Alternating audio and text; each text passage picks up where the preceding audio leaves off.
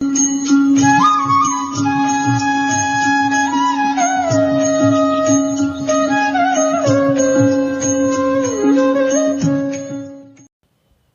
சாய்ராம். அன்பு குழந்தையே, சாயிபாபாவின் லீலைகளை அனுபவித்தவர்கள் மட்டுமே அவரது பக்தர்களாக நீடிக்கிறார்கள். மாறாத நம்பிக்கை, நீடித்த பொறுமை, உண்மையான அன்பு, பணிவான வேண்டுதல் இவையே பாபாவிடமிருந்து அற்புதங்களை பெறும் வழியாகும். என்னிடம் முழுமையாக சரணடையுங்கள். எல்லாவற்றிற்கும் என்னிடம் தீர்வு இருக்கிறது. உங்களுக்கும் அனைத்து பிரச்சனைகளுக்கும் தீர்வு தருவேன். நீ உன் உடல்நிலை சரியில்லாத போது சிரமத்துடன் என் தரிசனத்திற்காக பயணித்து வர வேண்டாம். நிச்சயம் நான் உன்னை காண உன் இடத்திற்கே வருவேன். என் ஆசீர்வாதம் உங்களுக்காக எப்போதும் இருக்கும். மான அவமானங்கள், ஏமாற்றங்கள், தோல்விகள் நிலை குலைந்து போக செய்யும். கால சூழ்நிலைகள், நம்பிக்கை துரோகங்கள், செய்யும் காரியத்தில் நஷ்டங்கள், வஞ்சக சூழ்ச்சிகள், எதிர்ப்புகள், உறவினர் நண்பர்களின் சூதுகள், அன்பின் இழப்புகள் இவையெல்லாம் மானிட வாழ்க்கையின் அன்றாட நிகழ்வுகள். இது போன்ற போராட்டங்களை எல்லாம் மன உறுதியுடனும் துணிச்சலுடனும் எதிர்கொள்ளுகின்ற மானுடன் எவனோ அவனே மிக சிறந்த பராக்கிரமம் பொருந்திய வெற்றியாளனாக பரிணமிக்கிறான். நீயாக என்னை தேடி வரவில்லை. எந்த தெய்வத்திடம் நம் கஷ்டங்களையெல்லாம் சொல்லி அழுவது என்று மருகி நீ நின்றபோது நான் இருக்கிறேன் என்று உன்னை தேடி வந்தேன். அந்த அளவிற்கு நான் உன்னை நேசிக்கிறேன். உன் பூர்வ புண்ணியம் மிகவும் பெரிது. உன் மூதாதையர்கள் மற்றும் உன் தாய் தந்தை செய்த புண்ணியங்கள் நிறைய. அதனால்தான் நான் உன்னை தேடி வந்தேன். நான் உன்னுடன் எப்போதும் இருக்கையில் நீ எதற்குமே கலங்கக்கூடாது. உனக்கு வேண்டியதை நான் செய்வேன். பொறுமையாக இருங்கள். அதற்கு பரிசு நீங்கள் அனுபவித்த சோதனைகளை விட பல மடங்கு சிறப்பான ஒன்றை நான் உங்களுக்கு கொடுக்கப் போகிறேன். எத்தனை துன்பங்கள் வந்தாலும் மனம் வருந்தாதே. உன் வாழ்க்கை என்னுடைய பொறுப்பு. உன் வாழ்க்கையில் நான் செய்ய நினைத்தது எதுவும் தடைபடாது.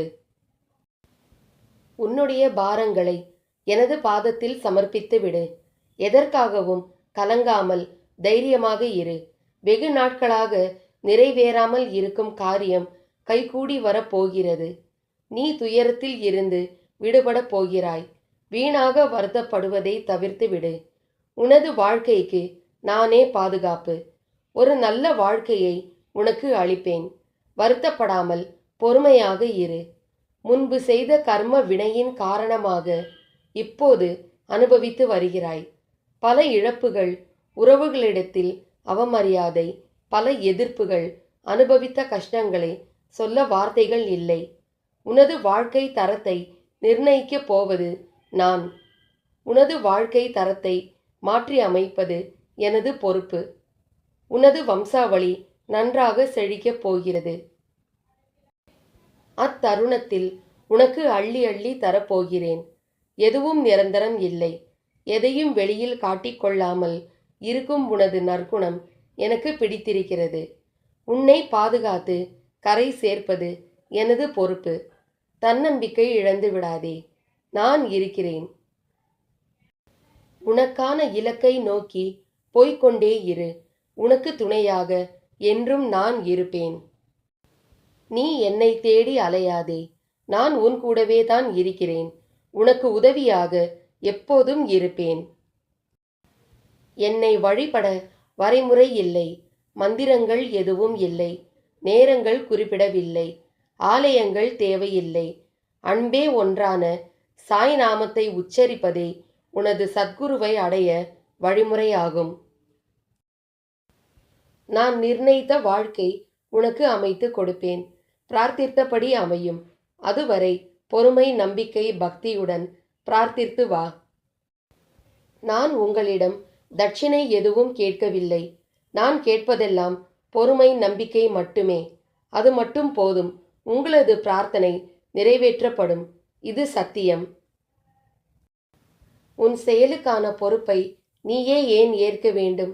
நல்ல செயலோ தீய செயலோ நீதான் அதை செய்தாய் என்னும் ஆணவ உரிமையை வளர்த்து கொள்ளாதே. முழுக்க ஆணவம் துறந்துவிடு. அகங்காரம் துறந்துவிடு.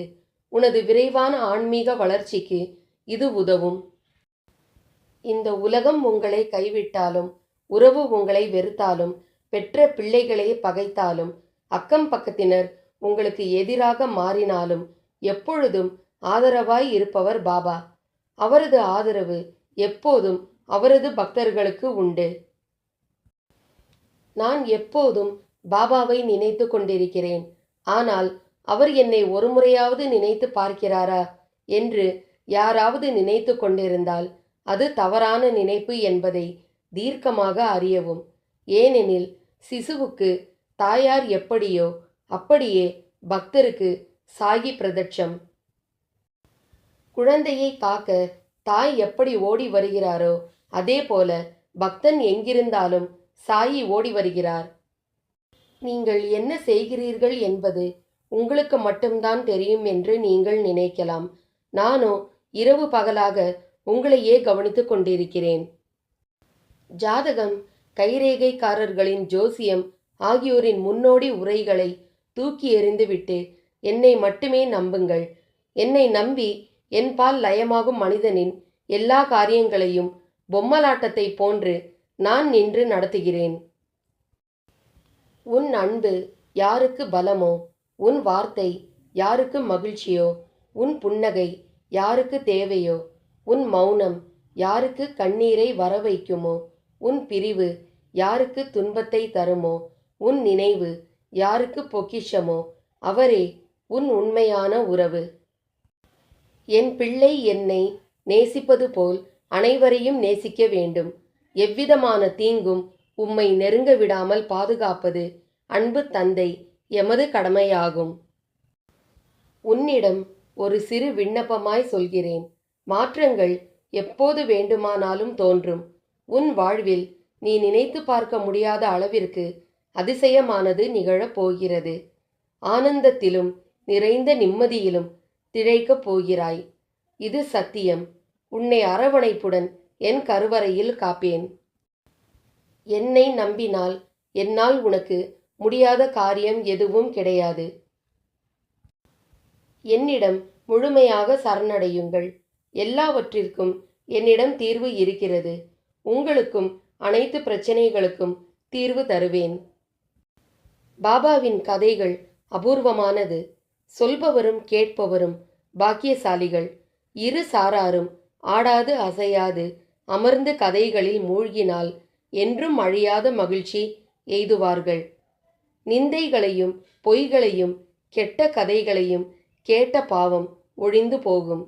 எப்பொழுதும் புனிதமானதும் தூய்மை அளிப்பதுமான பாபாவின் கதைகளை மீண்டும் மீண்டும் படிப்போமாக, மீண்டும் மீண்டும் கேட்போமாக. பாபாவின் கருணை ஒவ்வொரு கட்டத்திலும் வெளிப்படுவதை, பாபாவின் அறிவுரைகளை, கதைகளை பயபக்தியுடன் கேட்பவர்கள் மட்டுமே உணர்வார்கள். பாபாவே எஜமானர். பாபாவை தவிர இரட்சகர் வேறு எவரும் இல்லை. அவருடைய செய்கைகள் உலகியலுக்கு அப்பாற்பட்டவை, விலைமதிப்பற்றவை, கற்பனை செய்து பார்க்க முடியாதவை. அவர் நினைப்பதே நடக்கும். அவரே வழியை காட்டுவார். அவருடைய கிருபையால் நம்முடைய மனதின் இனிய விருப்பங்கள் ஒரு கணமும் தாமதமின்றி நிறைவேறும் நேரம் விரைவில் வரும். இந்த மசூதியின் கதவுகள் யாருக்காகவும் எப்போதும் திறந்தே இருக்கும். நான் கூறுவதை கவனமுடன் கேள். என் பக்தர்களை தேடி தேடி உலகம் முழுவதும் எனது கண்கள் சுற்றி கொண்டே இருக்கிறது. அவர்களை இறுக்கமான நிலைகளில் இருந்து விடுதலை செய்து காப்பாற்றுகிறேன். உன்னிடம் ஒரு குறை இருக்கிறது. அது கடந்த காலத்தில் நீ செய்த உதவிகளை அவர்கள் மறந்துவிட்டதாக மனம் வெதும்பி பேசுவதும் நினைப்பதும் தான் அந்த குறை. அந்த காலத்தில் இந்த உதவியை செய்ய வேண்டிய கட்டாயத்திலும் அவசியத்திலும் நீ இருந்தாய். இதை நினைத்து இப்போது புலம்புவதால் உன் புண்ணிய பலன்கள் அழிகின்றன. உன்னை சார்ந்தவர்கள் புறக்கணிக்கும் போது செத்து போகலாமா என்று கூட நினைக்கிறாய். செத்துப்போவது உனது கைகளிலா உள்ளது? நீ எதுவரை இந்த பூமியில் இருக்க வேண்டும் என்று தீர்மானம் செய்வது நான் தானே? எனது விருப்பத்திற்கு மாறாக இத்தகைய எண்ணங்கள் உனது மனதிற்குள் நுழையும் போது சாவதற்கு பதில் அதற்கு நிகரான கஷ்டங்களை நீ அனுபவிக்க வேண்டி இருக்கிறது.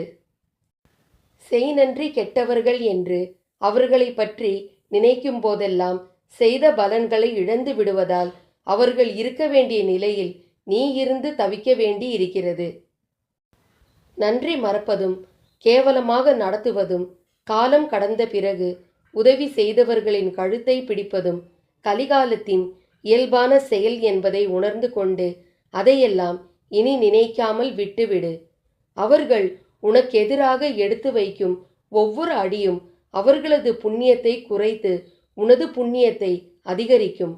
நான் உனக்காக இருக்கும்போது, உன்னையே நான் நினைத்து கொண்டிருக்கும் போது நீ ஏன் கவலைப்பட வேண்டும்?